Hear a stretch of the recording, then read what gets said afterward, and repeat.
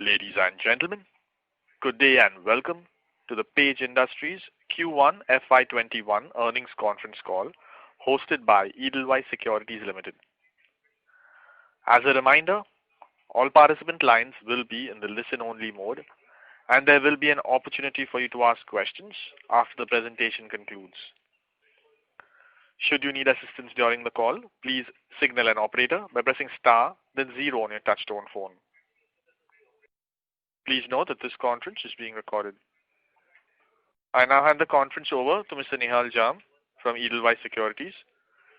Thank you, and over to you, sir. Thank you, Raymond. On behalf of Edelweiss, I would like to welcome you all to the Q1 FY21 conference call of Page Industries. From the management today, we have Mr. Vedji Tikku, Executive Director and CEO, and Mr. Chandrasekhar K, CFO. I would now like to hand over the call to Mr. Vedji Tikku for his opening remarks. Over to you, sir. Thank you, Raymond. And so good evening, everyone, and thanks for attending the earnings call today.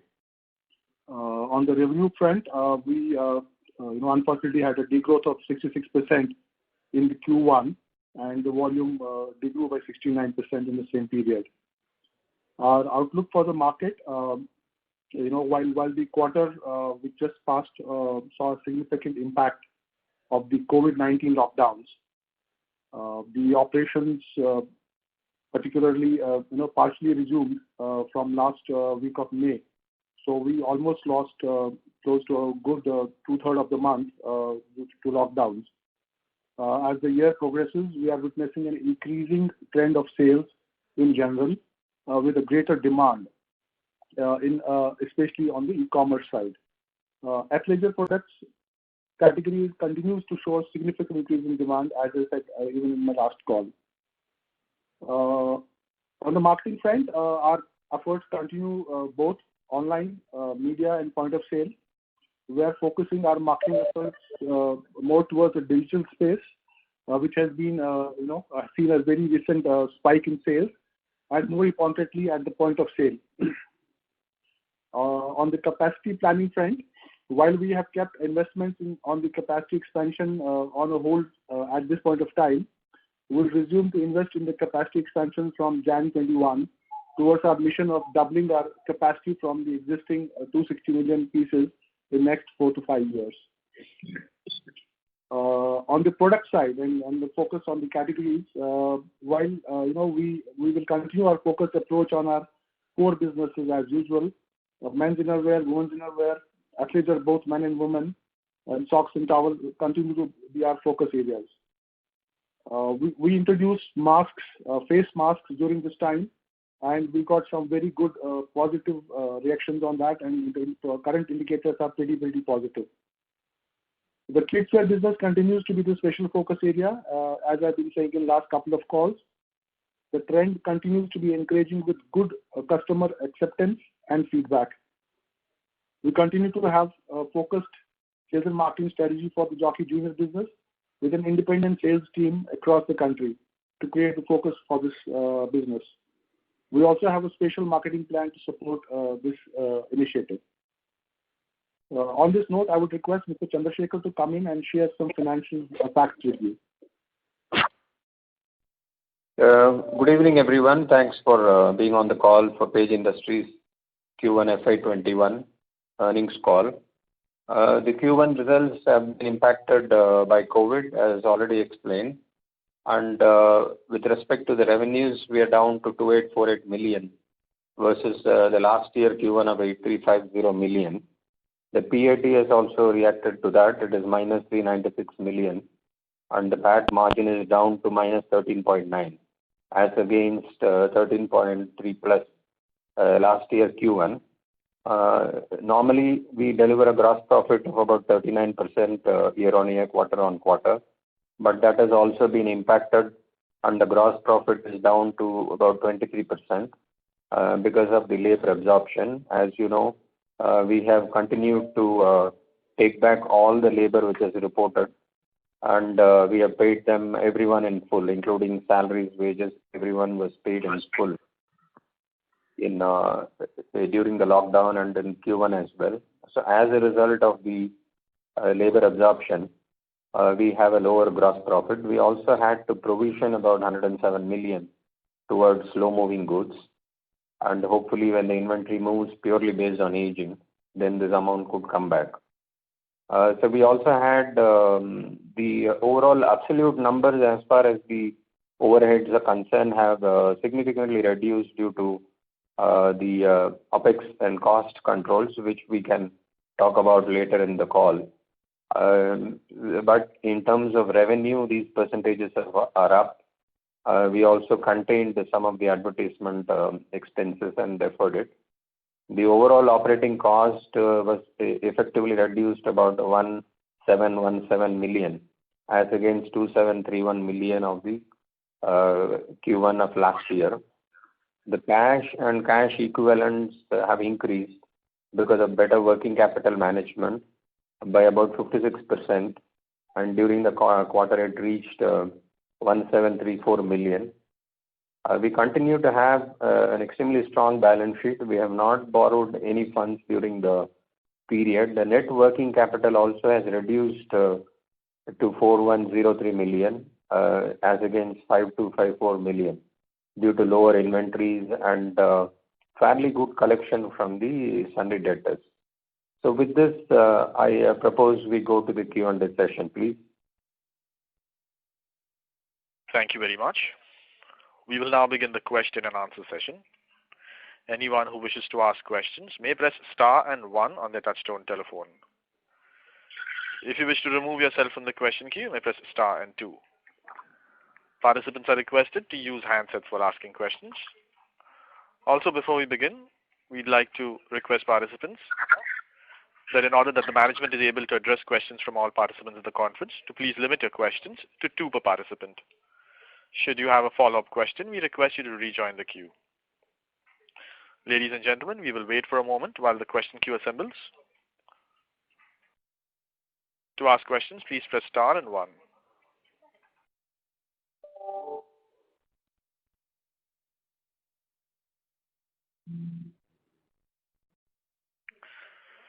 The first question is from the line of Trilok Agarwal from Nippon India Life. Please go ahead. Sir, hi, this is Trilok Agarwal from Birla Sun Life. Thanks for the opportunity. I wanted to just, hear your thoughts on how the situation is panning out. Obviously, as the time progresses and the unlock happens across the country, it is all the more, even in the last call we had mentioned about, some sign of recovery is visible. So in that context, we think this numbers are a little weaker. So just comments on that particular aspect as well. Hi, Trilok. So yes, you're right. This is first quarter result, and as I said, the number of days available for us in the working days were only 33 working days, which were available in the entire quarter. And of course, we were, all these lockdowns and changing rules with every passing day were not helping the business and the cause. But things have considerably improved post the first quarter, and the subsequent months have shown amazing traction.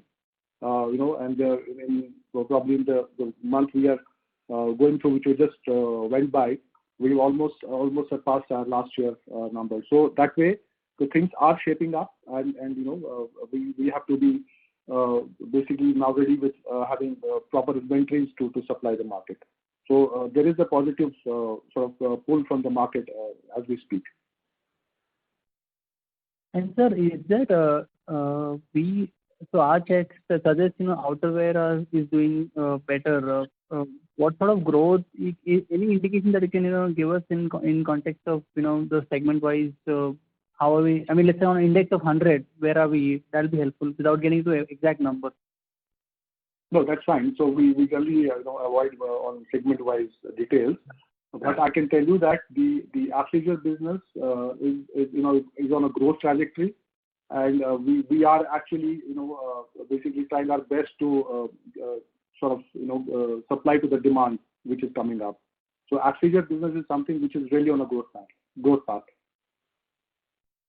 Okay. And the last one, in the initial remarks, we have been mentioned that gross margin is impacted because of labor fixed costs. I mean, we just could not understand that because I believe that is only a part of employee, right? How would gross margin get impacted because of that?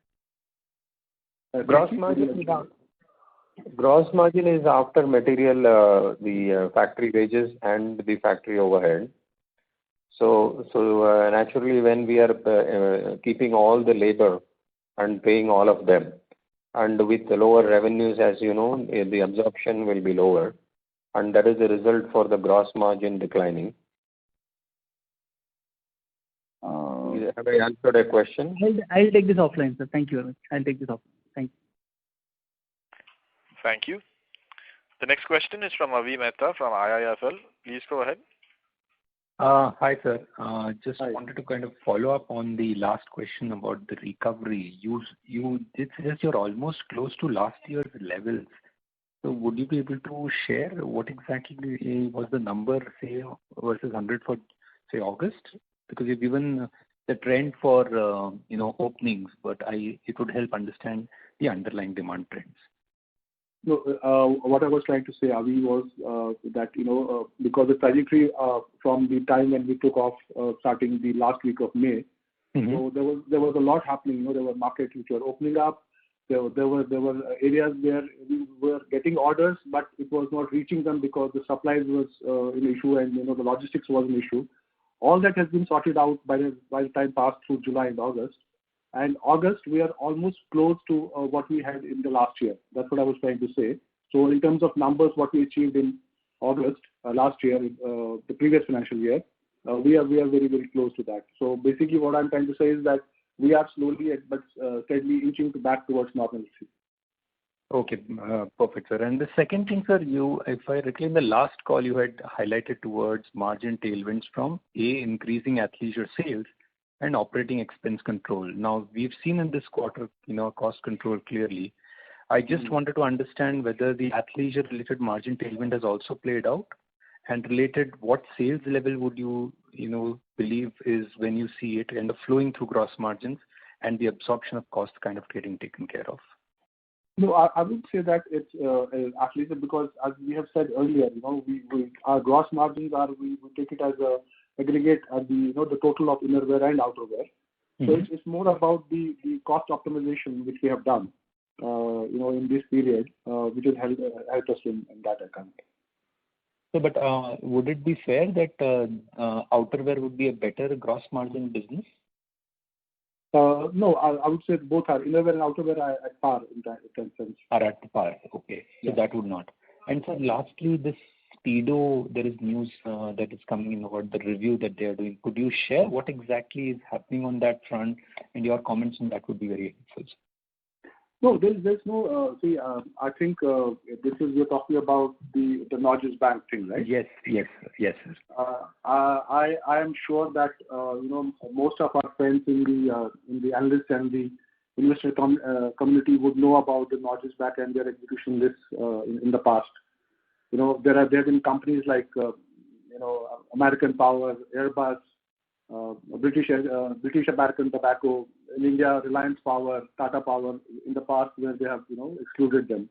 It's very unfortunate someone living in some part of the world writes a damaging report about a company even without having the complete details verified. I'm just let alone the unit he's talking about. I'm not sure whether he even knows where Bangalore is on the map of India. We unequivocally deny these unverified and outrageous allegations made in this report. So basically this is a reaction from a Reuters report, which I think they have reached out to Speedo International and they have said they would like to sort of look into this matter. So that's where it stands. Okay, sir. Just any response if you could put out whenever it's comfortable would be very helpful, because it will help understand and put your point of view across to investors and our shareholders. That was the only request I had. Yeah, Thank you sure. very much. We will be. Of course, we will be because these are as I said, these are completely unverified and outrageous allegations. Perfect, sir. I'll come in. As most of you would know, Page is in the standing of 25 years, and we religiously follow all laws of the land, including and particularly labor laws. So we very clearly know what we are doing, and this is unfortunate that something like this has come up. No, I mean, exactly, sir. I mean, it's just to be helpful. That is what was the only request. I'll come back in the queue for the remaining questions, sir. Thank you very much. Thanks a lot. You're welcome. Thank you. The next question is from the line of Bhargav Buddhadev from Kotak Mutual Fund. Please go ahead. Yeah, good evening, and thanks a lot for the opportunity. Sir, on our channel checks, we understand that Page has taken price hikes recently. Just wanted to know what could be the rationale to sort of take price hikes in these kind of subdued environments. So Gaurav, this is I won't call it a price hike. This is there are very few products which we have touched. It's not that we have touched across all the products. There were few products which were below our threshold EBITDAs. So those are the ones we have, and we do this on every year. So and whatever said and done, even after that, our products are still value for money. So it's a very marginal touch up of prices here and there, just to maintain our EBITDA levels. Secondly, I mean, if you look at some of the mass brands, companies like say Lux, Dollar, and Rupa, they have reported a very contrasting revenue performance compared to Page. So I understand that obviously their modus operandi would be primarily in tier 3, tier 4 cities. But given that Page has also sort of recently expanded their reach in those cities, just wanted to have a sense in terms of have you also seen similar kind of performance in tier 3, tier 4 cities as compared to what these mass brands have reported, wherein majority of them have sort of reported single-digit revenue decline? So, what I would say is, first of all, I obviously have no reason to sort of comment on the other companies' numbers. I'm not sure, how those, they are quite surprising, and we were surprised to look at those. Coming back to the contribution, see what happens is we have a very strong contribution of sales coming from metros and A-class cities. So what would be the share, sir, broadly? So that's what I'm coming to. So when I look at the overall share of 60% of our business comes from all the 6 main metros, I'm including Ahmedabad in that. And the mini metros, which we call basically as A cities, which are after the all the metros. Now that especially the metros where Bombay and Chennai, Ahmedabad, and Pune, they were affected pretty badly in the first quarter. So we have almost a 10 or 12.6% decline in our contribution in those cities, which by this time, when I'm talking of YTD numbers, we're almost back to the contributions of last year in those cities. So that probably was one of the reasons that our numbers are different, because our dependency on metros and A-class cities is obviously much higher than all the mass brands. So you don't think we've sort of lost a market share as far as operations in metros and class A cities is concerned? No, not actually. That's what I'm trying to say. In fact, the 10% market share, the 10% contribution for the others, which is the B and C cities, also grew by 10% for us, because that was the number which was lost in the metros and the A cities. So there was, in terms of the contribution, our contribution also in the other cities, which is, as I said, explained earlier, outside metro and A cities, was higher in this period.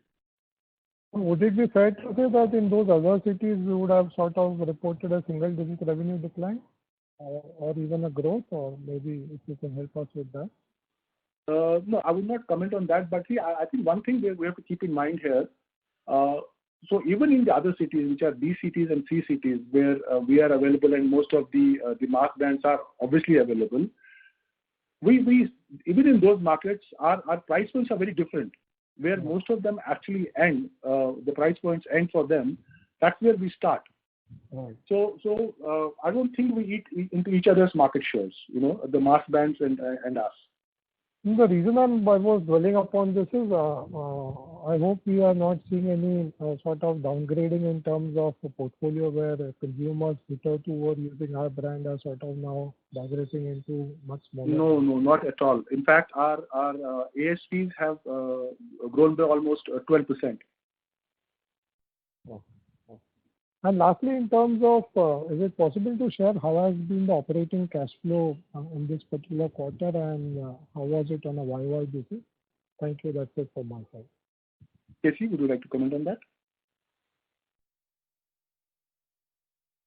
The cash flows have been healthy. I always talk about the cash and cash equivalent as compared with the previous quarter and that of Q1 of last year. So I already mentioned that the working capital is down by nearly 1 billion or 100 crore rupees compared with Q1 of last year, and is down by about 400 million to about 4,100 million this quarter. The cash and cash equivalents net of any temporary CC limits are now up to almost 1,730 million as compared with 1,109. So we have been doing very well in terms of collections also from the customers, as well as we've been managing to pay the vendors, because many of these small and medium enterprises have much more of a challenge in getting workers back to their units, producing, supplying, as well as paying their wages and salaries and OPEX. So we have been very supportive of all our vendors and have tried to go the extra mile to pay them. And having done all that, still the working capital, as you've seen from the numbers, is pretty efficient, and therefore the cash flow management has been good. Great, sir. All the very best, and thanks for answering all the questions. Thanks, sir. Thank you. The next question is from the line of Ritesh Gupta from Ambit Capital. Please go ahead. Hi, sir. Thanks for taking my question. Sir, just on the quarter two, I mean, you have mentioned in the presentation that the labor availability still is only normalizing now. So, and even in our channel checks, what you have noticed is that availability of product has been a bit of a challenge in some SKUs at least. So, could it impact your, I mean, due to supplies as well? I mean, given that you have done August pretty flattish, would you have done even better had those supply issues weren't there? Or, I mean, is there any supply issue, first of all? And secondly, is it, I mean, yeah, so that's the broader question. I mean, supply issue, is there anything? So Ritesh, luckily when we started the year, we had a very healthy inventory. That definitely saw us through, because in the initial months, when we actually opened our factories, so it took us some time to have the people back. While as we have said earlier, that we did not lay off anybody across all our workers and employees. Nobody was laid off. So it was not very difficult for us to get people back to work. So having said that, obviously we are not working on 100% as of now. We are obviously between 85 to 90% of our capacities are getting utilized because of the current situation. Because while all factories are open, there are these situations where for a couple of days the government comes and asks us to close the factory for 3 days. So those issues are there. So we are fighting those issues. So we have managed till now. Starting this month, yes, there is something which we are very closely working on the supply side. But we are really sure that we are in a good position to produce what we require for the month and going forward. Because every passing month, the situation on the supply side is only improving with us and also with all our vendors. So I don't foresee that as an issue going forward. Got it, sir. And sir, just on the gross margin side, this quarter you said that one is the lower absorption of the labor cost, but you haven't seen any mix-related impact, etc. Because you said that ASP has increased by 12%. So we shouldn't believe that there is any kind of mix impact or negative mix impact which is kind of hurting the gross margin. That's a good question, because when we price across categories, we try to normalize around 21% EBITDA when the volumes are normal. So the impact on gross margin is not there due to mix. It is more because of the lower absorption of the the labor and the factory fixed overhead. Understood, sir. And if I can squeeze in the last one, I mean, I looked at your annual report and the share of traded good has increased over the years. I mean, is there something to read about it? I know you have communicated that historically also you have communicated that share of traded goods will go up, but it was almost 49% of sales, I think, last time. I mean, the mix in the COGS was around 49%. So, could you just throw some light? Is there what kind of number you are looking at it to settle at? So if you're talking of outsourced or FOB as we call it, it remains around 30%. And that has been around that mark for quite a while and will remain so. So there is no change in, we produce around 70% in-house. So that is what you must read from the numbers. Got it, sir. Thank you so much. Thank you. The next question is from the line of Ajay Vora from Edelweiss. Please go ahead.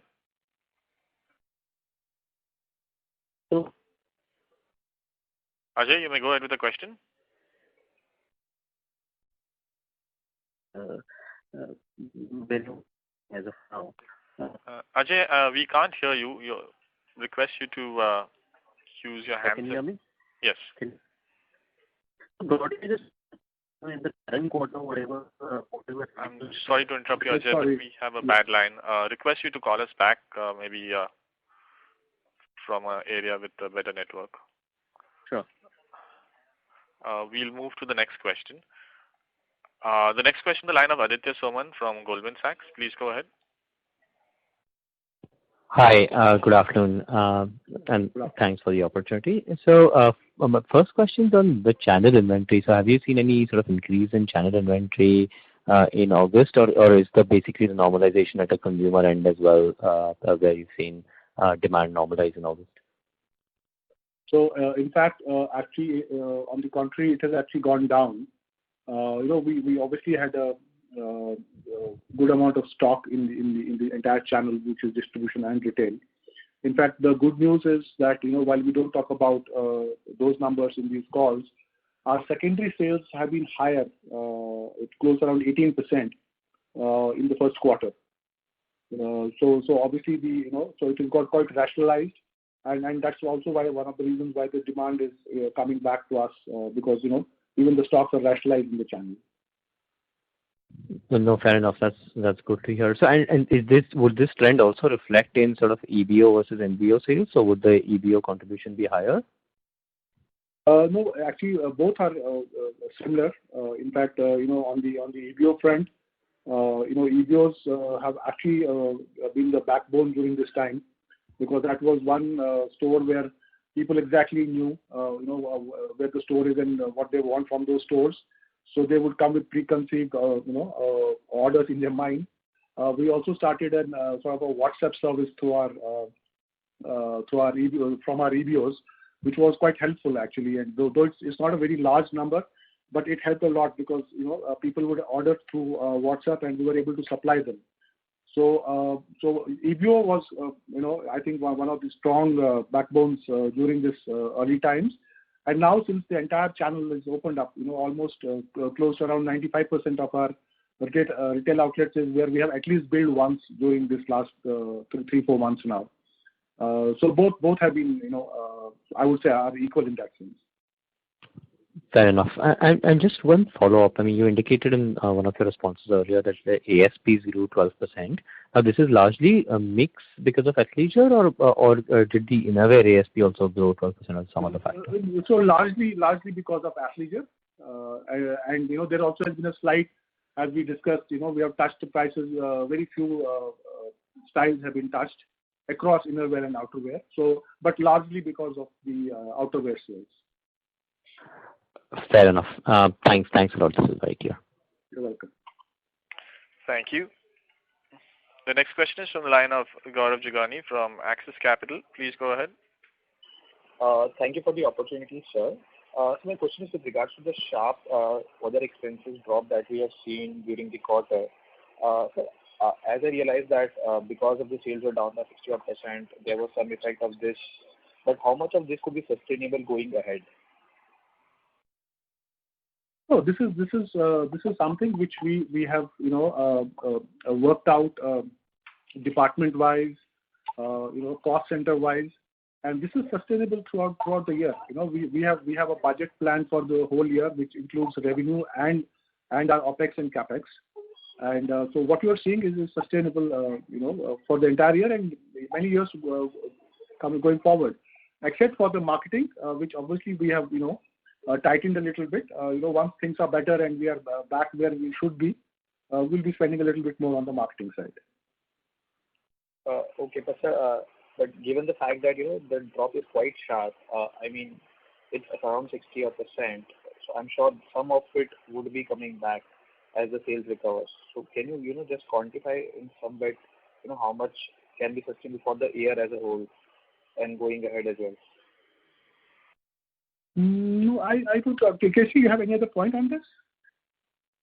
You're talking about the OPEX, right? Yes, sir. OPEX, yeah. So with respect to OPEX, yes, there were some advertisements which we had deferred, and of course some of this also is royalty which is variable with sale. So those would sort of be spent towards the rest of the year as the revenues come. But the remaining OPEX is more or less pretty much under control. We were looking at a number of the operating costs or the fixed costs, as you call it, to well below the FY20 numbers. So we have implemented a completely robust zero-based budget control system.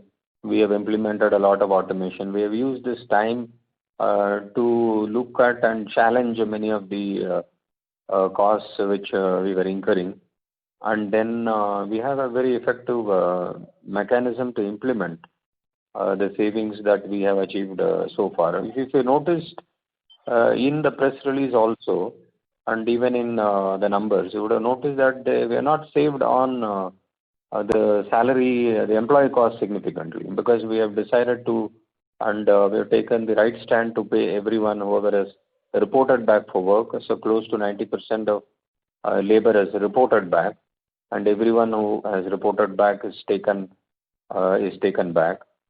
So therefore the savings has come from the other operating costs, some of which are definitely postponable, and we have done that.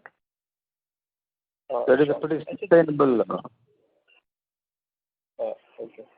And so just one more thing on the gross margin bit, wherein you mentioned the absorption of the factory wages and overheads led to the decline in the gross margin. So the labor cost that we define in the P&L, wouldn't it include the factory labor wages also? In the P&L which you see in the format which is published, the COGS is the cost of all the raw material for the in-house manufacturing, and then the completely bought out outsourced direct purchases, the FOB as we call it. So it is not a complete, the labor and the factory overhead is not part of the in-house production. So that the COGS is a bit difficult to read from. So that is why we monitor the RM, the FOB, the outright or the outsourced purchase, plus labor, plus the factory overhead, and then we come to the gross margin, so that we have a consistent measure that whatever we sell, the COGS is apple to apple. Sure, sir. So, but as per if what we see is being reported in the P&L, and the cost of the goods that is given there, if we just deduct that from the top line, still there is a sharp decline, and hence we would want to know, what would be the how. I understand there is a provision of 107 crores that you mentioned, but apart from that, is there anything else that has led to the gross margin decline? There isn't much in that, because it's not a number which is straight away can be read without looking at the conversion cost. That is why I'm explaining to you. Okay, sure, sir. Thank you so much. Thank you. The next question is from the line of Nilesh Shah from Edelweiss. Please go ahead. Yeah, hi. Hi. So just to follow on to the last question, if you could just help us understand in the standard reported gross. No, I do agree with your point of view that the actual cost of conversion should be incorporated and looked at, but just for the sake of our understanding, in the way it is reported on your, on the reported financials, why has there been a drop in the, in the gross margin? That, right? If you could just please shed some light on that. I think we can take it offline because I have mentioned enough about the gross margin. So if you can reach out to me, I will share with you the workings so that you can understand. Okay, great. And just one other, question from my end. You mentioned in response to a prior question that your secondary sales have been higher, right?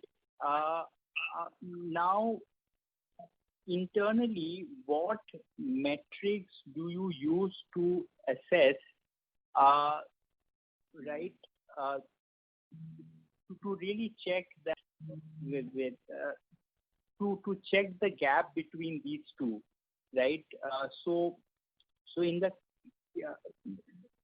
right to I'm so the main intent is that how are you making sure that your annual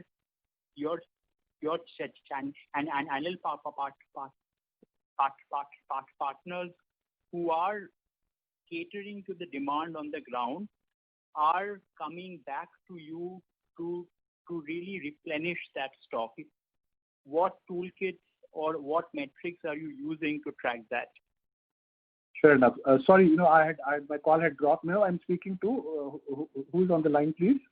This is Vedji here. Yeah, Nilesh Saha from Edelweiss. Nilesh, sorry, my line had dropped in between. So okay. So no, it's a very fair question, Nilesh.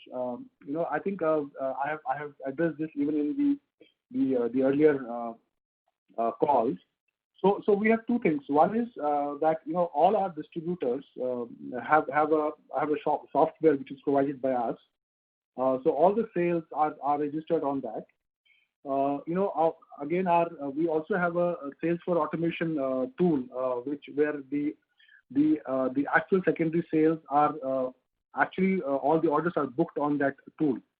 So once the orders are booked on that tool, they go and sit on the billing tool, which is the shoppers, which is with the distributors, and the server is here at Bangalore. So on any given day, we have a live data of all the secondary sales. That is the sales happening from the distributor to the retailer. So that's the data which we have. And because since I had that data, I was able to tell you that our second sale was of a higher percentage.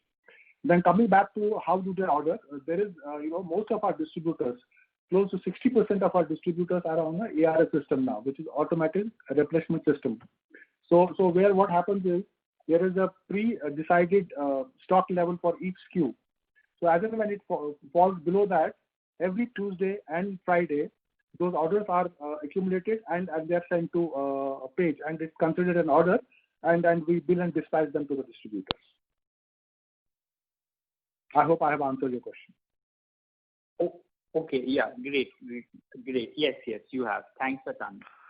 Thank you. Thank you. The next question is from the line of Tejas Shah from Spark Capital. Please go ahead. Hi, thanks for the opportunity. So just one clarification. You spoke about a sharp recovery in August, but you also mentioned that July was disrupted from supply side. So if we see July and August as a consolidated period, is this recovery as sharp in that period as well? So I didn't say that we had any stock issues in July.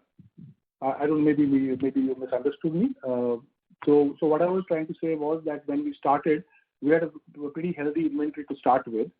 So that saw us through the months of the May, June, and early parts of July. And in June, we had almost around, as I said earlier, also close to 80% of our workforce was back. So we were able to produce. We had some, initial teething problems with our vendors because, they had issues with their manpower and, of course, with the government where they were, shut because we have raw material coming from all over the country. So those were the issues which are more or less settled now.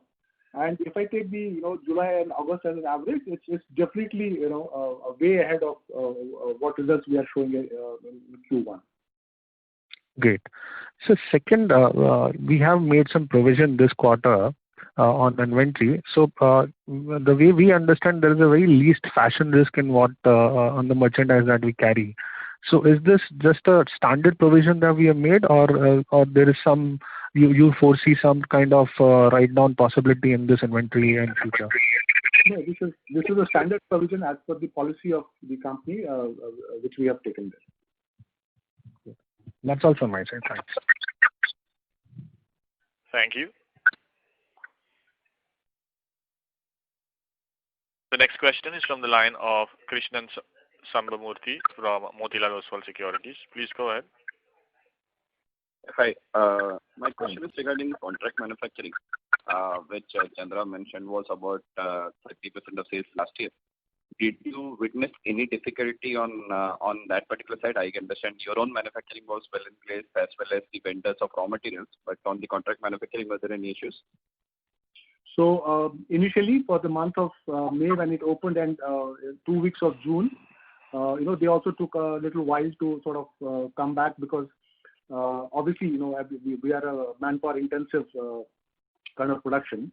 So it was, a couple of weeks when they started. But now from the month of later half of June, July, they are back. In fact, they are in a better condition than us because most of them are in very small cities and towns across Karnataka and Tamil Nadu. So, the impacts were much lower than the larger cities. So no issues on that side. Okay, and it is actually back to that 30% level in July and August, roughly? Slightly lower, but we are getting back to 30%. Okay. The other question is regarding the recovery that you mentioned in August, it's close to last year's level. I am assuming you are including ABOs, LFS, as well as the multi-brand outlets all put together? Yes, all put together, yes. Yeah, and given that you said that the MBOs have been the EBOs have been the backbone, would it mean that it has been substantially higher than last year on the EBO front? No, not substantially higher. It's more or less equal to last year's number. E-commerce has been something which has been obviously growing at a very, very rapid pace. As I said earlier, also it's upwards of it's a double-digit contribution to our overall sales now, which used to be just around 3.5% last year. Okay. And do you see that sustaining for the current year and being close to high single-digit, double-digit? I would believe so because e-commerce for us is not only jockeyindia.com.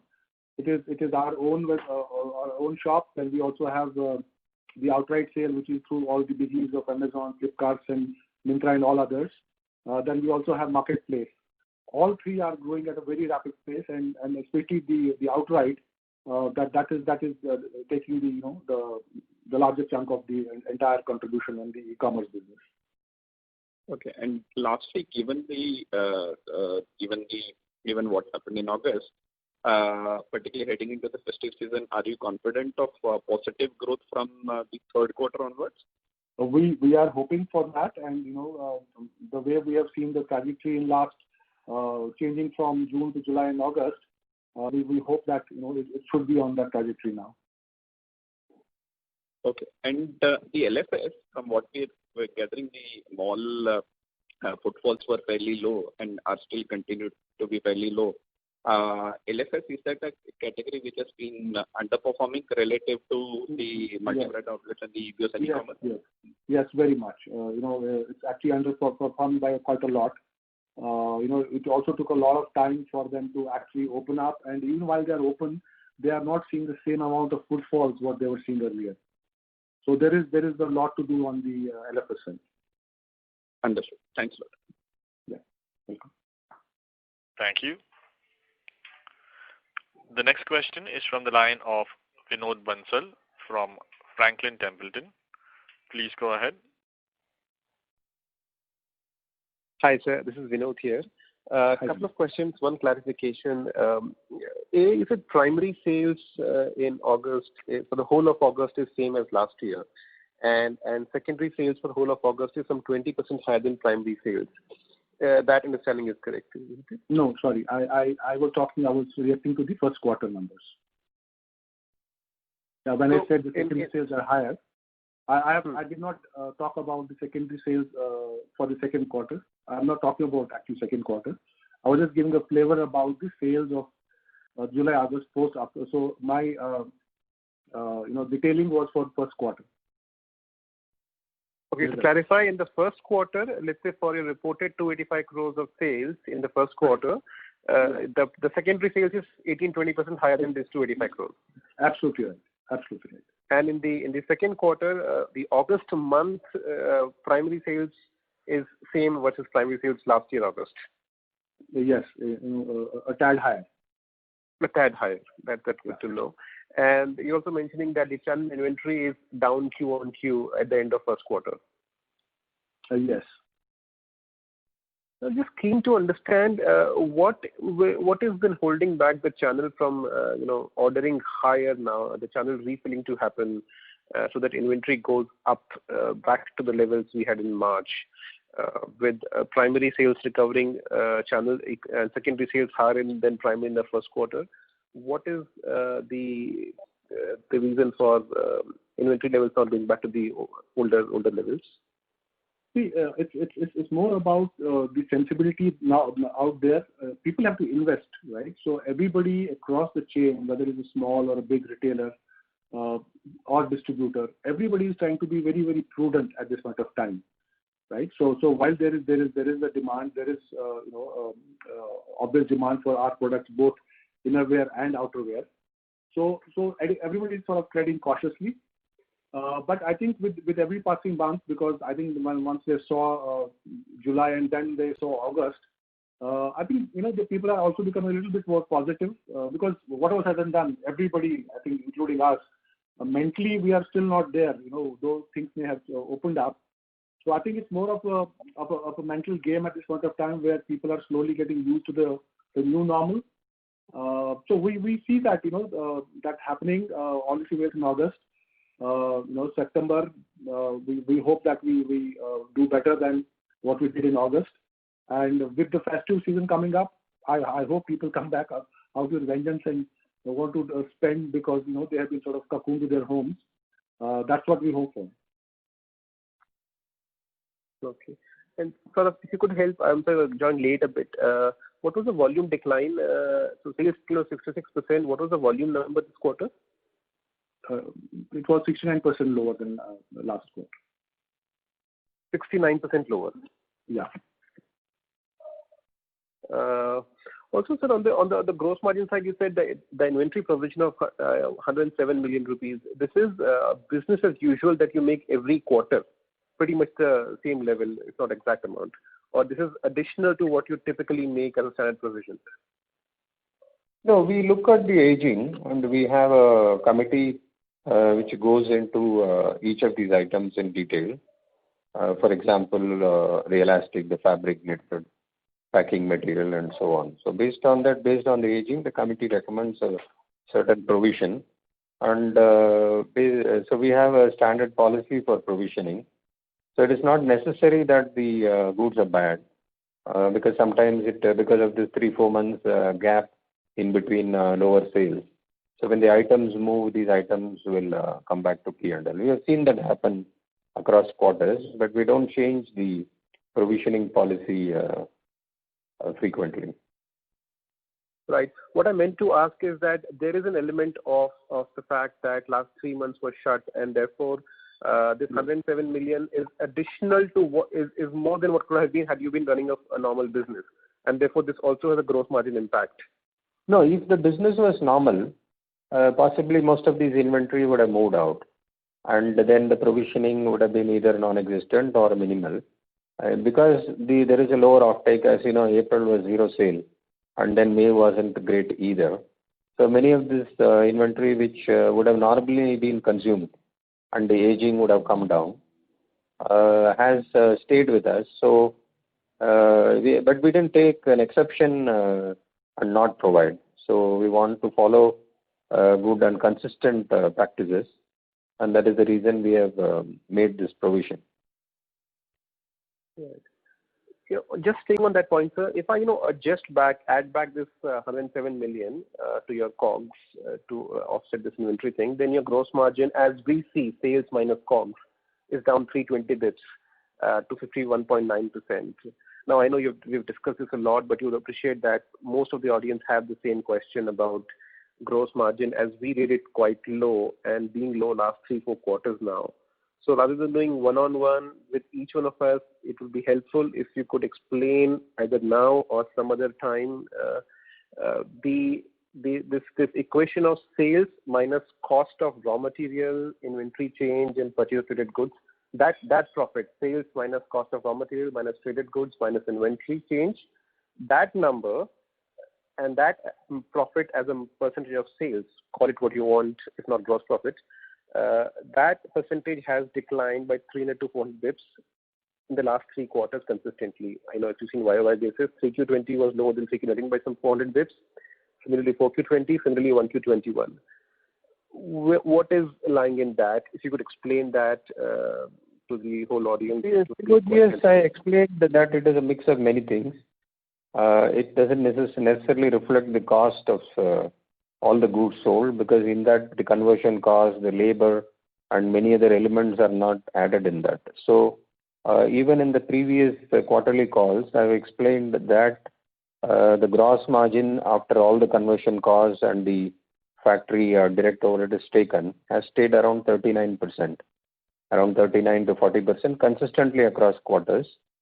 So in this, there is an element of conversion cost, labor, which is not added for the in-house production.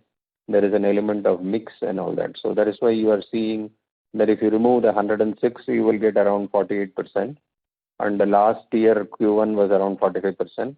So there is a 3% even on top of that. Can we get a breakdown of the staff cost into factory labor and the non-factory labor, and similarly the factory overheads that you have for this quarter and the same quarter last year? We had about 540 million wages this quarter. And if you go back to the Q1 of last year, it was around 630. So there are different elements like subcontract expenses and power and fuel, consumable, and many other elements are there in this GP. What I meant to ask is your 39% calculation. If you could share that calculation in the Excel that you maintain for the last 5 quarters, that would be very, very useful. You can put it on a platform on your website. I'll do that. Yeah, thanks. Thanks a lot. Thank you. Thank you. The next question is from Aditya Gupta from Goldman Sachs. Please go ahead. Hi, good evening. A couple of questions. First, on the ARS, you mentioned 60% of the network is covered, and it's been 2-3 quarters. So, how's the working change, especially for your channel partners? How's in terms of their inventory carrying, inventory refill, etc.? What changes have we seen?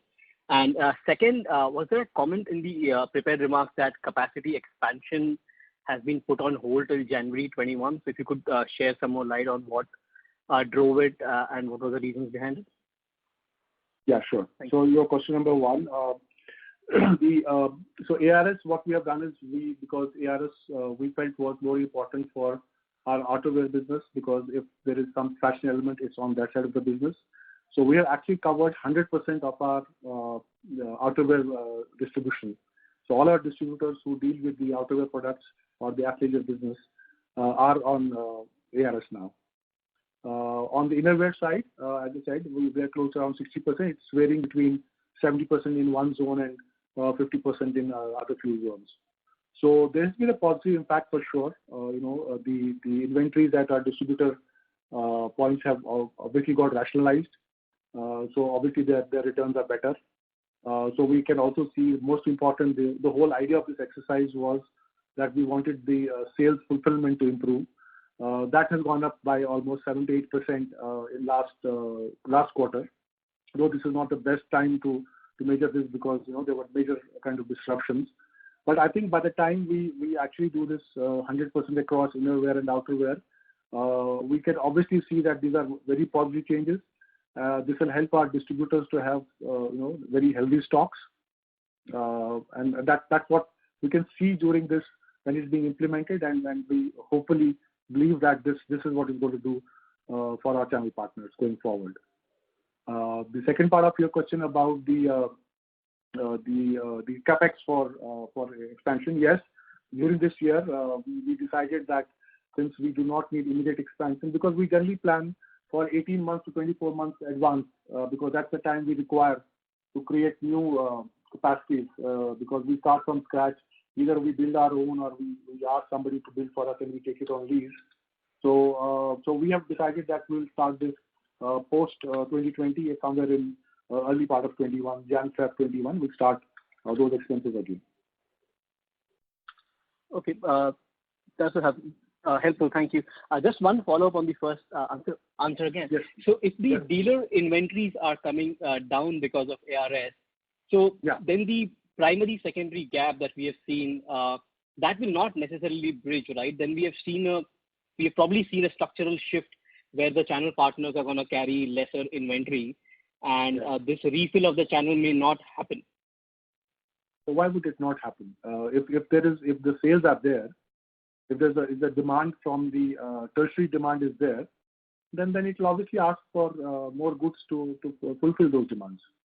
No, that part will happen. But let's say if the dealer is working with lesser inventory and this is because of a positive outcome of the ARS, then to that extent, it might not go back to the previous levels we had in the last year. For example, if a dealer was carrying a 30-day inventory last year before ARS came in, now we'll be settling at around 20 or 25 or whatever the number may be. No, I think probably either I said it not in the right way or you didn't rightly. When by reducing doesn't mean number of days. So what we are trying to do is, so we want all our distributors to carry a 30-day inventory for each SKU. So earlier the situation when the ARS was not in place, and the assortment planner, which we are separately working on. We are also working on a very high-end assortment planner for all our distributors. Currently, we are doing it manually. So the idea of the ARS is that each SKU size and color is as per the 30 days requirements of that, depending on its movement or sales. So that's what we are trying to achieve with ARS. We are not trying to reduce the stock from 30 days to 20 days. That's not the aim.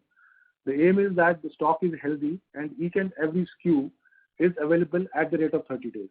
So earlier what used to happen, you could have some fast-moving styles, probably only 20 days, and there will be a lot of slow movers which could be even 40 days or 45 days. That anomaly is being what we are trying to sort of bridge and see that he has a healthy stock and every stock is as per the 30 days for the rate of movement of that stock. That's what we are trying to do. Got it. Very clear. Thank you so much for your answer. You're welcome. Thank you. The next question is from the line of Bharat Shah from ASK Investment Managers. Please go ahead. If you look at over last 1.5 to 2 years before COVID, there have been some of the other challenges. GST created a bit of disturbance because distribution both at the main stockist as well as retail level practices had to be streamlined. So that must have impacted sales. Our trade discipline has been stricter and rightly so. And that would have further added to those challenges. Meanwhile, maybe slowdown of economy, some inexplicable slowdown in terms of offtake at our end. So variety of challenges these 1.5 to 2 years have produced, and therefore normal performance of Page has not been fully discovered in this particular period. Meanwhile, our response has been to strengthen internal organization, be it marketing resources, branding resources, streamlined focus on each product vertical with a separate sales and marketing organization, technology, business transformation, and all that. All right kind of long-term agenda to improve the character and caliber of the business. Hopefully, if COVID wouldn't have occurred, we might have been able to discover right now as to how good our internal responses were or have been to these external challenges. But unfortunately, COVID has once again upset the apple cart, and therefore, in a normal way, one is not able to really evaluate the situation as to how well Page is doing. So, when the dust settles, what do you think the Page, the revamped, rejuvenated, energized, resized Page will look like? Given all that we have done internally to deal with the challenges externally, how competitively and otherwise, how will Page look like? So, Mr. Bharat, thank you for, I think you put into perspective exactly what we Page has been trying to do from last almost, I would say, 24 months now. You're absolutely right. The last couple of years, have not been at its best. There was definitely a slowdown in consumption before the COVID, and the least expected was the pandemic, and it's not helped the cause. But I believe on behalf of the entire team here that this is going to make us only stronger, and all the efforts which we have put in terms of the business transformation, the ARS which you talked about. I just spoke about the product mix, which is an assortment generator. This is a new tool which we're going to invest even in during this time. We have shortlisted a couple of tools, and we are more or less, we know exactly which tool we're going to take. It's one of the best tools in the world, which is for creating the assortment generator, which will make the ARS much more stronger. The entire supply chain, which we have worked on from last 2 years during the business transformation, and we have a separate supply chain team which never existed 2 years earlier. The implementation of JDA, which is our another tool which is helping us to produce right and in the right time frame. So all these things which have been done, the IT infra which has been strengthened in this whole time, and the investment we have done into all senior managers across sales, production, supply chain. This all has to come together. So we are just thinking that this is a sort of a restart for us for Page, and I think by the time we end this year, we can see the glimpses of this already. That's my belief, Mr. Bharat. Okay. In other words, all those internal investments into people, resources, capability, and while we can do little about what is externally prevalent, once the COVID blues are behind, can we say that Page hopefully should get back to the kind of growth rate that it was known for? And in terms of the quality of the growth rate, it will be probably even stronger than before? I have no reason to believe why that should not happen, sir. In fact, I believe that this little slowness in this, the whole, I think it's one step back before you take a big leap. That's what I believe this year has done to us. It also has helped us to do a lot of inward looking, which we're already doing through business transformation. I think this has helped us to do a lot of cost cutting, which will definitely help the margins when the sales improve. So yes, I think this is we are just ready for the big leap from here, sir. Right. And eventually that should reflect also into the kind of typical operating margins and the performance that we aim to get. I mean, 20-22% kind of a margin range is something almost mathematically we were building at one point of time. Yeah. So when all this settles, hopefully that should again re-emerge, I hope. Absolutely, sir. While we also hope, but we also believe the fact that because we know what the market size is and where we stand today. Market size is not an issue. It's only us who have to get these things together.